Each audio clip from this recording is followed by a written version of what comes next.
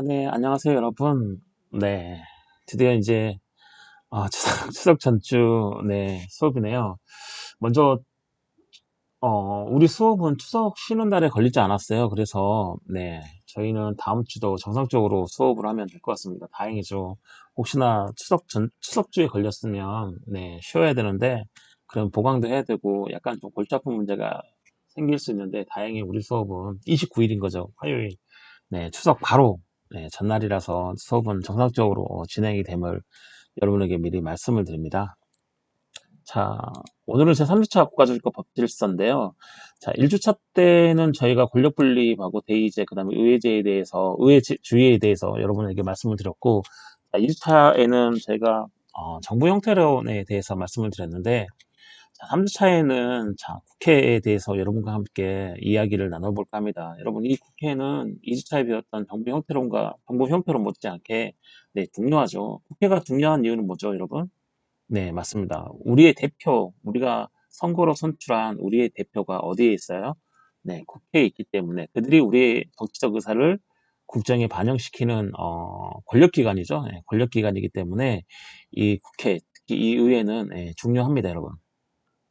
그렇다면은 의회 제가 네 의제의 어떤 역사적 과정을 잠깐 살펴보면 자 읽어볼 거 강의한 자 근대 입헌주의 전개 과정에서 근대 입헌주의라는 거 뭐죠? 네 근대 국가로 넘어오면서 뭐예요, 여러분? 헌법이 생겼죠. 헌법. 네.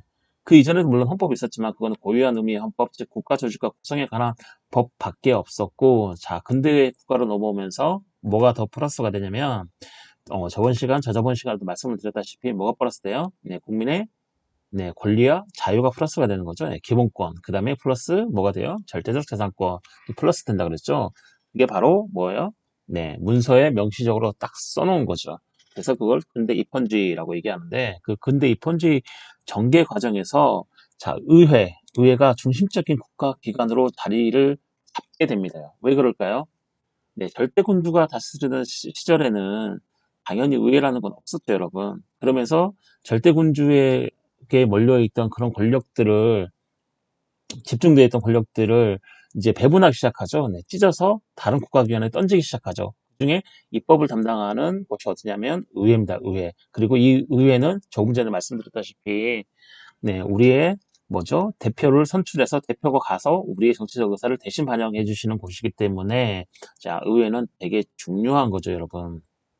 네, 의회가 발달하게 된 건 뭐죠, 여러분? 네, 절대왕정 시절에 사실은 절대 군주가 모든 권력을 쥐고 있었지만 이 여기에 이제 불만을 품은 어떤 귀족들이 왕권을 조금씩 나눠주기를 원했죠. 그러면서 약간 이제 의회제의 어떤 기원이 될 수 있는 그런 게 뭐냐면 귀족회의 정도가 될 수 있습니다, 여러분. 귀족회의인 거죠, 여러분. 야, 이제 귀족들이 생각하기에 우리도 일정 부분 국가에 대해서 기여를 한 부분이 있는데 절대왕정 어떤 봉건체제 국가에서 절대 군주만 그런 뭐죠? 모든 이익들을 누리기 때문에 서서히 이제 귀족들이 불만이 쌓여가고 그다음에 귀족회의가 형성이 되고 그다음 그 귀족회의에서 왕권을 좀 나누어 달라고 네 요구를 하게 되고 결국에는 귀족회의에서 그런 왕권들을 조금씩 가져오게 되는 거죠. 사실 이 의회가 이 귀족회의에 모체이긴 하지만, 아니죠. 귀족회의가 의회의 모체이긴 하지만, 이 귀족회의는 국민의 기본권, 즉, 국민의 어떤 권리와 자유를 위해서 뭔가 활동을 한 건 아니죠, 여러분. 네. 어찌됐든 귀족의 어떤 이익을 위해서만 왕권의 일부를 어떤, 이제, 뭐죠? 네, 위임을 받았는데, 결국에는 이 귀족회의가 점점 확대되고, 개선되고, 발달되어서, 자리를 근대 입헌주의 전개 과정에서 자리를 잡은 게 이제 의회라고 할 수 있습니다. 의회. 즉, 이 의회는 뭐죠? 네, 맞습니다. 국민의 권리와 자유를 위해서 있는 그 의회, 그리고 우리의 대표, 우리가 직접 선거로 선출한 그런 우리의 대표가 우리 대신 가가지고 정치적 의사를 우리 대신에 반영하는 곳, 네, 이 의회인 거죠. 자, 이런 의회라는 국가기관인 거죠, 여러분. 네, 상권 분립위에서 네, 입법의 한 축을 담당하고 있는 그 권력기관은 당연히 의회인데, 이 의회는 다음에 어떤 이 두 가지 요소를 필수적 어떤 요소로 합니다, 여러분. 자, 의회의 필수적 두 가지 요소는 뭐냐면, 첫째가 뭐냐면, 네, 국민이 선거로 선출한 의원을 그 구성 요소로 합니다. 그렇죠, 여러분? 국민 대표 이론에 따라서 우리가 선거로 선출한 그 의원이 당연히 의회의 구성 요소가 되는 거죠. 여러분, 의회에 의원이 없다는 건 말도 안 되는 거죠. 그래서 이 의회제의 필수적인 요소 중에 하나가 뭐냐면, 국민의 선거로 선출된 의원들이 그 구성 요소가 됩니다, 여러분. 아시겠죠, 여러분? 둘째, 국가작용의 중요한 영역에서 결정권을 가지는 거죠. 결정권. 네, 당연하겠죠, 여러분. 근데 이 펀드로 넘어오면서, 주권이 어떻게 이동을 해요? 절대 군주에서 어디로 이동하죠? 국민으로 이동을 하게 되는 거죠, 여러분. 자, 이 주권을 가진 국민의 대리, 대표자가 곧 뭐죠? 국회의원이고, 의회 의원이고, 이 의회 의원이 당연히 의회에 속해 있기 때문에, 이 의회에서 국가작용의 중요한 영역에서의 어떤 결정권을 가지는, 국정 운영에 대한 어떤 결정권을 가지는 거죠. 그리고 그 핵심이 되는 건 뭐죠? 권력 분립의 원칙에 따라서, 입법권이죠, 입법권. 이 입법권이 가장 핵심적인 요소라고 할 수가 있습니다, 여러분. 그리고 또 하나, 자, 예산 의결권이죠. 이건 뒤쪽에 가서 배울 건데, 예산 의결권은, 네, 국회의 어떤 특징적인 권한 중에 하나이기도 하고, 그다음에 대정부 통제 기관으로서의 역할을 수행할 때, 가지고 있는 권한이기도 합니다, 여러분. 그리고 이러한 의회가 제도화되어 있는 경우를 우리는 의회제라고 하고, 의회제를 헌정의 중심으로 삼는 원리를 의회주의라고 표현합니다. 잠깐 의회주의를 1주차 때 배우긴 했지만, 다시 한번 이제 국회, 즉 의회가 중요하기 때문에 잠깐 의회의 어떤 역사적 과정이라든지 어떤 의회주의에 대해서 여러분에게 말씀을 드렸고요. 이러한 의회가 제도화되어 있는 경우를 우리는 이걸 의회제도라고 그러죠. 그리고 이 의회제를 헌정의 중심이 뭐죠, 결국은? 헌정의 중심이 뭐예요, 결국은? 네, 국가를 운영하는 데 있어서 헌법에 기초를 두고 국가를 운영하는 거죠. 국가를 운영하는 그 헌정의 중심이 되는 것이 뭐냐면, 의회제도인데, 그리고 이 의회제를 헌정의 중심으로 하는 원리, 이 원리를 우리는 다른 말로 표현하면 우리는 의회주의라고 이렇게 표현을 하고 있는 겁니다, 여러분. 19세기, 의회의 세기라 불림. 19세기 때는 정말로 의회가 많이, 태동하고 많이 이렇게 활발하게 되었던 시기죠. 왜냐하면 18세기 말에 절대왕정이 무너지면서, 국민의 이익을 대변하는 의회가 생기게 되고, 이 의회는 당연히 절대왕정을 무너뜨리고, 국민이 주권을 가진 그 상태에서, 국민의 어떤 대표자가 의회에 가서 어떤 정치적 의사를 국민을 대신해서 반영을 시켜주기 때문에 이 의회의 어떤 역할이 위상이 대단히 중요하게 되고 의회의 위상이 엄청나게 많이 올라가게 됩니다. 그래서 18세기 말 19세기 초로 넘어오면서부터 19세기는 의회의 세기라고 불릴 만큼 의회의 역할이 엄청나게 확대되고 강화가 됩니다, 여러분.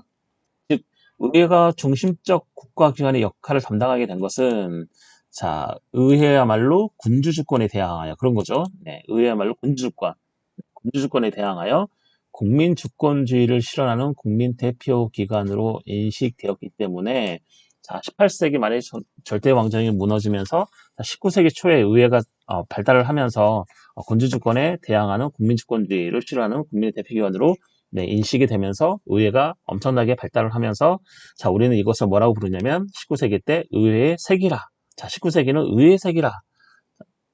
의회가 뭐죠? 의회가 중심이라는 거죠. 네, 국가의 중심. 그런 거죠, 여러분. 사법부보다, 집행부보다 뭐가 더 국가기관에 어떤 우선순위가 있었냐면 의회였습니다, 여러분. 왜냐하면 이 의회가 주권을 가지고 있는 국민의 어떤 대표였기 때문에 이 19세기 초, 19세기 전반에 걸쳐서 이 의회 세계라고 불릴 만큼 의회의 역할은 상당히 중요해졌죠, 여러분. 그도 그럴 것이 18세기 말까지는 어떤 절대군주의 어떤 억압에 있었죠. 억압에 있었기 때문에 이 억압 속에서 벗어나면서 뭐예요?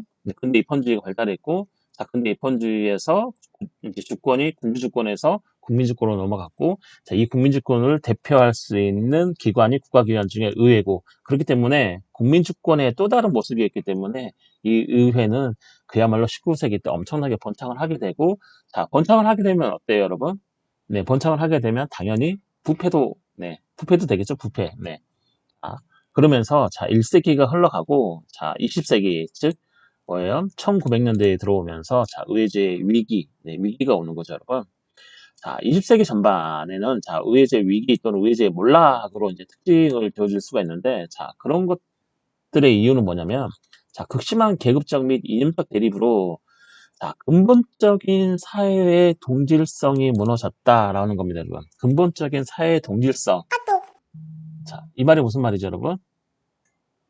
그냥 근본적인 사회의 동질성이 무너졌다는 것은 뭐죠? 극심한 계급적, 이념적 대립으로 그리고 사회가 하나 되지 못하는 거죠. 국민이 하나 되지 못하고 이념적 대립으로 나누어지고 계급적 대립으로 나누어지다 보니까 당연히 여기에서 의회제의 위기가 오는 거죠. 의회제가 뭐예요? 제대로 쓸 수가 없죠. 그렇죠. 국민이 국민 주권을 가지고 하나로 똘똘 뭉쳐가지고 자기의 대표들을 의회에 보내서 그 대표로 하여금 자기들의 정치적 의사를 반영하게 해야 되는데 이 모체가 되는 이 국민 공동체 여기 이 모체에서 바로 뭐예요? 극심한 계급적 또는 이념적 대립으로 근본적인 사회의 동일성이 무너지고 각각 뭐죠? 찢어지게 된 거죠. 나눠지게 되고 서로 불신하게 된 거죠. 그러면서 이제 의제의 어떤 위기의 어떤 촉발이 되는 거죠. 네, 촉발이. 그러면서 이제 의회가 부패하게 됩니다. 결국은 의회가 국민들이 이렇게 찢어져서 하나로 합치지 못하고 서로 의회에 대해서 이제 뭐 제대로 못하니까 뭐예요? 의회는 네, 결국에는 자기를 감시할 수 있는 국민들이 이렇게 뭐죠? 찢어지고 그다음에 하나를 합치지 못하기 때문에 당연히 이 의회는 어떻게 가냐면 국민들의 이익을 대표하는 게 아니고 어떤 특정 집단, 자기들에게 이익을 주는 어떤 특정 집단의 대변 기관으로 이제 변질이 되게 됩니다, 여러분. 의회가. 그리고 결정적으로 이제 뭐죠?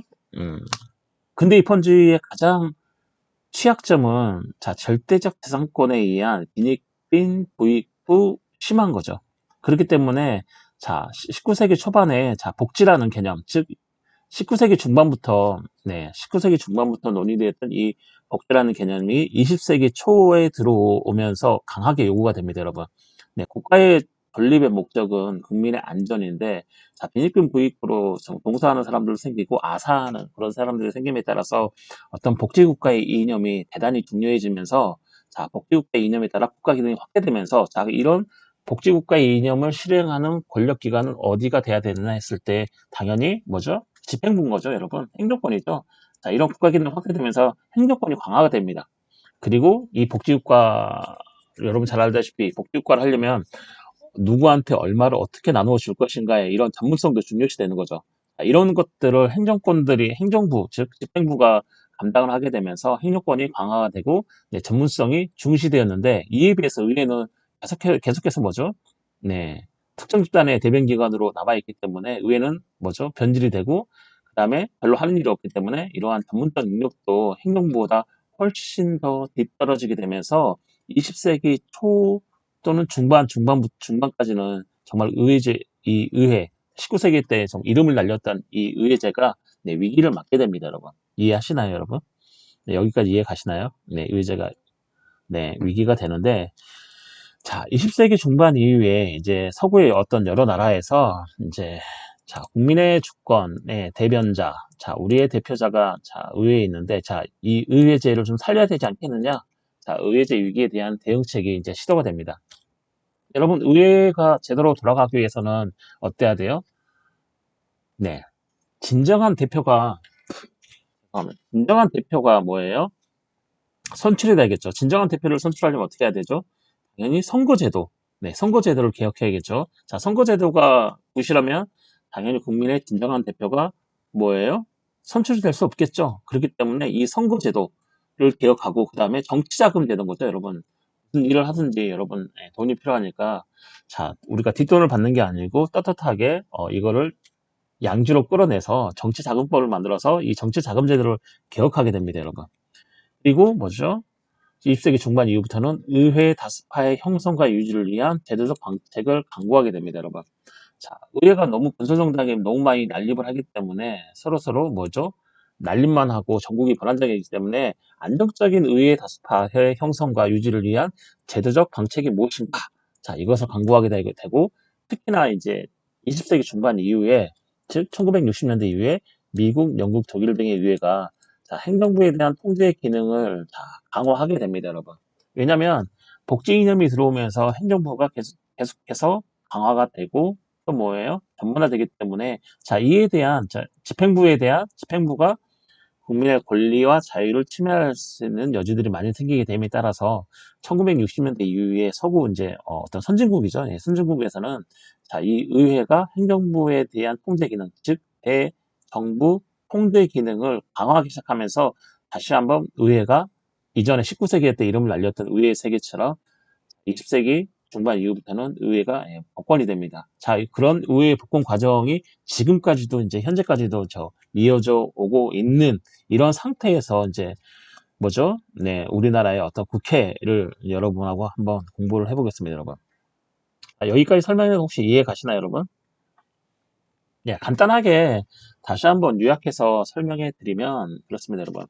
예전에 절대군주가 있었을 때 절대군주가 모든 이제 절대왕정에서 권력을 누리고 있었는데 여기에 불만을 품은 이제 귀족들이 있었겠죠. 우리 귀족들도 나름대로 이제 자기가 한다고 하는데 왕이 자기만 국가의 모든 권력을 행사를 해요. 그래서 이제 어떤 귀족회의를 형성을 해서 왕이 가지고 있던 권력을 조금씩 유인받아요. 자, 이 귀족회의가 결국에는 뭐죠? 오늘날의 의회의 모태이긴 한데 귀족회의와 오늘날 의회가 다른 점은 귀족회의는 자기들만의 이익을 위해서 했다면 오늘날 의회는 당연히 국민의 이익을 대변하는 거죠, 여러분. 자, 하지만 어찌됐든 이런 귀족회의가 자, 오늘날의 의회의 모티브가 된 거죠, 여러분. 그러면서 이제 뭐죠? 18세기 말에 절대왕정이 붕괴되기 시작하면서 이 귀족회의가 뭐죠? 계속해서 개선되고 발전되면서 오늘날의 의회로 변모하게 되는 겁니다, 여러분. 자, 그렇기 때문에 이 의회는 그 당시 즉 18세기 말부터 19세기 때까지는 이 의회의 말로 국가의 주권을 가지고 있는 국민의 어떤 대리인, 즉 국회의원, 의원이 당연히 의회에 있기 때문에 이 의회의 위상이 엄청나게 강화가 되는 거죠, 여러분. 여태까지는 절대군주의 지배를 받았지만 이제는 주권자인 국민이 자신의 대리인을 뽑아서 자기의 어떤 정치적 의사를 국정에 반영하는 그 의회 위상이 엄청나게 강화가 됩니다, 여러분. 그리고 어떤 19세기 때는 이게 이제 집행부나 어떤 그 사법부다는 좀 우위에 있는 거죠. 왜냐하면 국민을 대표하는 기관이기 때문에. 그래서 의회가 중심적인 국가기관의 역할을 담당하게 되는 거죠, 여러분. 네. 그리고 국민 대표기관으로 어떤 인식이 되었기 때문에 훨씬 더 위상이 또 강화가 됐습니다. 자, 20세기 때는 당연히 자, 뭐죠? 고인물이면 썩는다고 의회자가 약간 몰락을 하게 되는 거죠. 네, 위기를 맞게 됩니다. 그거는 이제 20세기 초에 나타났던 어떤 극심한 계급적 이념적 대립 때문에 자, 국민들이 하나 되지 못하고 찢어지게 되는 거죠.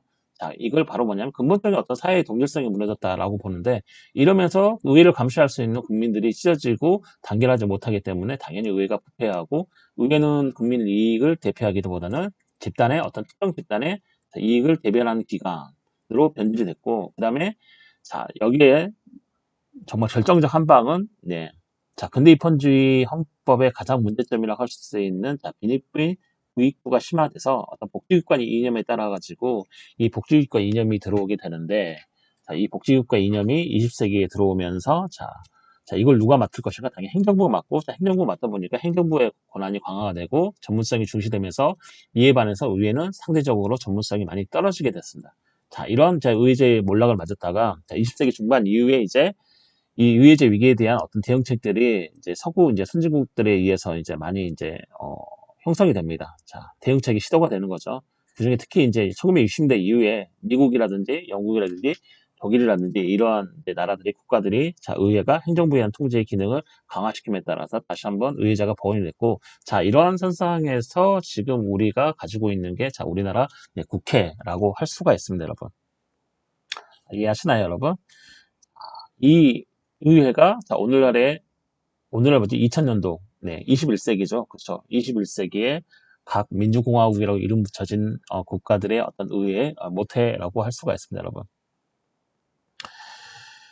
자, 한번 볼까요? 자, 국회, 자, 의회 제도의 기본 원리. 자, 의회주의는 저희가 1주차 때도 잠시 본 적이 있습니다. 자, 주권자인 국민이 선출한 대표자들의 합의체인 의회를 구성하여 여러분, 이게 중요합니다, 여러분. 의회주의라는 건 뭐냐면 주권자인 국민이 선출한 대표자들의 뭐냐면 협의체가 아니고 합의체입니다. 합의체.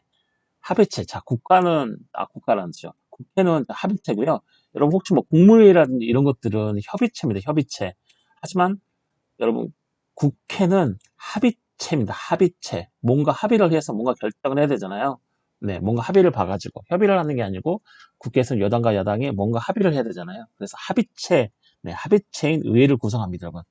의회주의라는 건 자, 주권자인 국민이 선출한 자, 주권자인 국민이 선출한다. 자, 여기에 뭐가 들어있어요? 국민 주권주의가 들어있고, 그다음에 주권을 가진 국민이 선거를 통해서 선출한 대표자들이 모여서 합의체를 구성한다는 데 있습니다. 자, 합의체 의회를 구성하면 그 의회가 국가의 중요한 의사를 결정하고 자, 법률 제정 등 자, 입법을 행하고 국정을 통제하도록 하는 원리가 바로 뭐냐면 우리가 흔히 말하는 자, 의회주의라고 할 수 있습니다. 의회 제도의 기본 원리. 자, 의회 제도를 헌정의 중심으로 이끌고 가는 원리가 뭐냐면 자, 의회주의 원리라고 할 수 있습니다. 이 의회주의가 지금 뭐예요? 국회의 기조의 바탕에 흐르고 있는 거죠. 자, 그러면 이 의회주의만 잘 파악한다면 국회라는 성격이 어떤 성격이고 국회가 어떻게 흘러가야 되는지 어떤 방향으로 흘러가는 게 과연 정당한 방향이고 네, 잘 굴러가는지에 대한 그런 것들을 파악을 할 수 있습니다. 왜냐하면 결국에는 이 국회는 의회주의 이 원리에 따라서 움직이기 때문에 그런 거죠, 여러분. 자, 거기에는 뭐죠? 국민주권도 있고, 자, 여기 국민의 선출, 자, 선거제도라는 것도 있고, 합의체, 자, 이 국회는 합의체의 성격을 가졌고, 그 의회가, 자, 이렇게 구성된 의회가 국가의 중요한 의사를 결정하는데, 자, 그 의사 결정은 뭐냐면 법률 제정, 자, 입법을 행하고, 자, 국회의 아주 핵심적인 기능이라고 할 수 있죠. 자, 입법을 행하고, 그 다음에 입법권과 못지않게 중요한 게 뭐죠? 국정을 통제한다. 그런 거죠, 여러분. 국정을 통제하는 게 뭐죠, 여러분? 네. 가장 쉽게 생각할 수 있는 게 집행부 통제 기능 거죠. 정부를 통제하는 거죠. 감시를 하는 거죠. 네. 정부가 어떻게 하는지 자, 국정을 다 통제한다. 결국에는 이 국회가 하는 일 중에 제일 중요한 이 두 가지가 자, 입법을 행하고 국정을 통제하는 겁니다. 결국에는 국회가 입법 통제 기관으로서의 기관의 성격도 가지고 또 국정 통제 기관으로서의 성격도 가지고 있는 겁니다, 여러분. 이해하시나요, 여러분? 네. 여기까지 하고 잠깐 쉬었다가 네, 2차를 계속해서 시작하도록 하겠습니다.